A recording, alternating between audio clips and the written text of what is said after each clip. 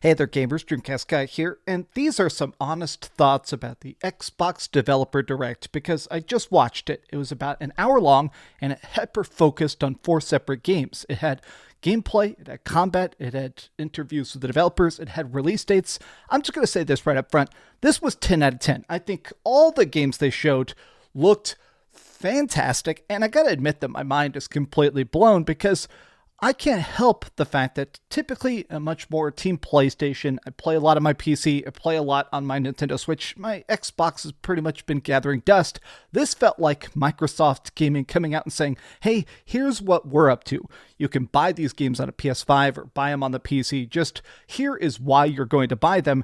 And yeah, everything they showed today, I'm definitely going to be reviewing, but let's go through this bit by bit. Let's go through all 4 games. I took some very detailed notes, but I got to admit, I'm completely blown away. So if you enjoyed this video, be sure to give it a like and subscribe if you haven't already. Now, we're going to go through this in the order that they showed it because I have to admit that part of the surprise is that typically the big one more thing announcement, they said straight at the start that there was going to be a mysterious announcement. So I expected it at the end. It was right up front. Platinum Games is working with Xbox to make Ninja Gaiden 4. Do you see how my hands are actually shaking? That's for real. This entire Xbox Developer Direct was cool, especially some of these games towards the end, but the fact that Ninja Gaiden is coming back is so surreal to me because I am the kind of guy who had an OG Xbox. I played Ninja Gaiden Black, and I died a lot. It was one of the fastest, hardest games I played as a kid, and the fact that they're bringing it back, Ninja Gaiden 4 looks straight up like Ninja Gaiden Black. The intense combat, the crazy flash counters going against cybernetic ninjas in a futuristic sense. This game looks absolutely insane. It's Xbox working with Platinum Games. What a crazy Reese's Pieces chocolate meets peanut butter idea. But there's a new main character called Yamuko. Now, I'm not sure if he is the singular character. They showed a bunch of combat also involving Ryu. Now, Ryu Hayabusa, obviously, he's been the main character of every other game. There's been other playable characters, but I'm kind of curious if this is just intended to be a new entry point of, okay, you're going to want a young, cool ninja to play with old man Ryu, since this is the next game in the series, but it is cool to see how many of the exact attacks from the old school games are back, like the Yuzuna drop, the combo wall kicks, the crazy flash where you teleport behind somebody and cut them in half. This straight up looks like Ninja Gaiden 4. Like, obviously that's what it is, but there's something cool about seeing a game that just nails the tone so much. Now, they also surprised announced that Ninja Gaiden 2 is coming back as Ninja Gaiden Black 2, which that originally released on the Xbox 360 in like 2008. That's a giant surprise. I'm kind of tempted to buy that and play that and make a video about it, to be honest. But let's go to the next game, which is the only one I wasn't super thrilled about. South of Midnight. Now, this is the new game by Compulsion Games. They made We Happy Few, and what was the other game called? Silhouette. I kind of like the team. I like what they've done. Something about this doesn't fully get me. I think my problem with this game is the animation style. It's purposely going for like a claymation look. It's a fictionalized version of the South, which obviously that's where I'm at. So it's kind of cool to see a game that takes place in Louisiana, the swamps of Louisiana, which is pretty close to me there. It is cool that it's based on that South style of mythology where they have their own style of witchcraft and magic and crazy mythological features and stuff like that. I think it's cool, but I still feel like something about this is not fully grasping for me. I think the combat, the exploration, when she's doing this new stuff, they said, we're trying to build a combat system that's about chaining attacks to unravel enemies.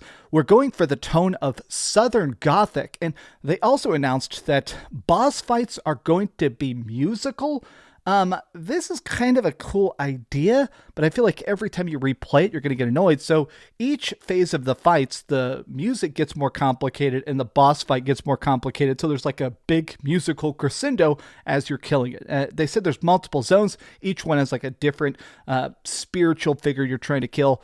I think this is the only game that didn't really fully connect. I mean, I'm happy to be proven wrong, but maybe it's just that everything else looked so good. This thing not quite my cup of tea. It is coming out April 8th, though, and of course, day one on Game Pass, so I'm going to be picking it up. But next up, this is the game. It's hard to pick a favorite from here because I feel like Doom the Dark Ages looked fantastic, but something about this seems to be the perfect game. Sandfall Interactive is making Expedition 33. It is a turn-based combat game. So straight up classic JRPG style where you take turns hitting people, but it's not just pressing attack and then sitting there. Instead, it's much more like Legend of Dragoon, it looks like, where you hit and then as you're hitting, you get a chance to have button prompts on the screen so you can chain together strikes. So you could do like a 5 or 6 hit combo if you line everything up properly, but they also talked a lot about how they're trying to do this, much more like a classic RPG. Like, they didn't say Final Fantasy, but they kind of talked about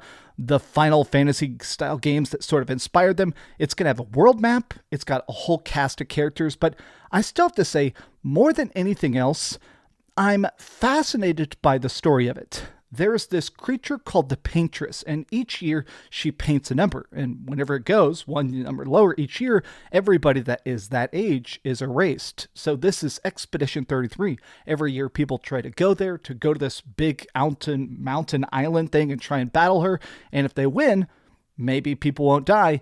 Everybody has failed. So we are Expedition 33 trying to save the world from just being erased.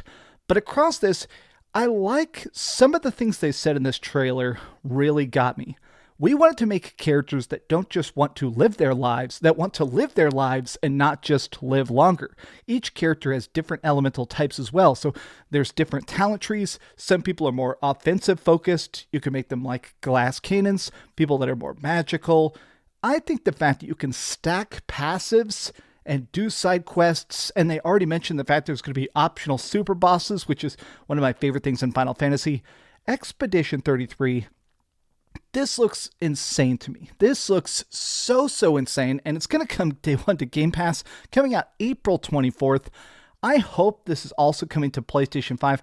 I want to buy it. I want to buy this with my own cash money and actually have it on my shelf collection because this is so rad. But let's talk about the big banger, the closeout. Doom the Dark Ages. Now, full disclosure, I've actually seen a lot of this gameplay before. I actually had a chance to talk about it, but last year, I believe it was August 12th, Doom is here. The id Software offices are in Dallas, Texas. So whenever they do QuakeCon, they go there and they usually show like behind closed doors gameplay. I've actually seen a lot of this stuff already, but now that it's out there publicly, people can see just how insane this is. Now, I took a bunch of notes here because this looks so good. They said the difference between Doom the Dark Ages compared to Doom 2016 or Doom Eternal is that those were about speed, Doom Eternal was about verticality, and with Doom the Dark Ages, which is a prequel set in the Middle Ages, their motto is stand and fight. One of the main new things is that you now have a shield saw. This gives you the ability to deflect enemy attacks. You can throw it to chop people up. It can do parries. And there's also melee weapons. There's maces. There's melee combos. There's special melee takedowns. I think this gameplay just looks insanely fun. And I have to say that I think it's cool that every part of this is still just sticking to the original vibe of Doom. Rip and tear. Rip and tear. And I feel like it's so cool to take that to this era of ancient evil, going to crazy fortresses, going through hell. There's now stuff like a mech, a 50-story tall mech that lets you fist fight against other creatures, or the fact that there's a dragon you could fly on that has a Gatling gun. They also said the fact that this is going to be more story-focused, meaning that there's always been story in all the Doom games, but typically it's background stuff. It's logs you read.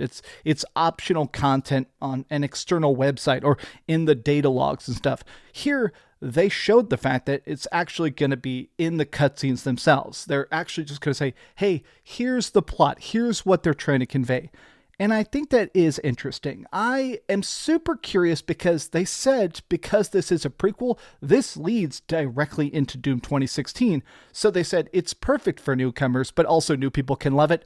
That's coming out May 15th. I think Doom the Dark Ages looks insane. I mean, it looks just I mean, it looks like one of the most fun games of all time. I mean, we're talking Game of the Year 2025 material right here. And it's wild to think about the fact that, I mean, Xbox is out here giving release dates, giving gameplay, saying, hey, here's what we're actually up to. I do kind of worry about the fact that they didn't show Avowed, and that's coming out here in like 3 weeks, right? 2 weeks. Where is Avowed? Okay. Anyways, these have just been some off-the-cuff thoughts.